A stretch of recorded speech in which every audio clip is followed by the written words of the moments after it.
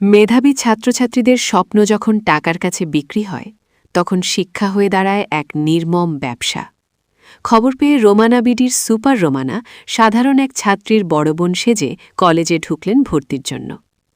রোমানা যখন golden A+ পাওয়া certificate দেখালেন, প্রিন্সিপাল হাসি মুখে বলল, সিট খালি নাই, তবে চা নাস্তার জন্য 50,000 দিলে ব্যবস্থা হবে। রোমানা অবাক হয়ে বললেন, টাকা ছাড়া কি ভর্তি হবে না?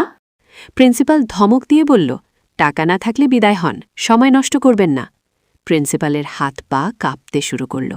রোমানা এবার তার কলার ধরলেন এবং সজোরে এক প্রচণ্ড থাপ্পড় মারলেন। শিক্ষা বিক্রি করে বিলাসিতা করিস, গরিবের স্বপ্ন নিয়ে ব্যবসা, আজ তোকে জেলের ঘানি টানাব।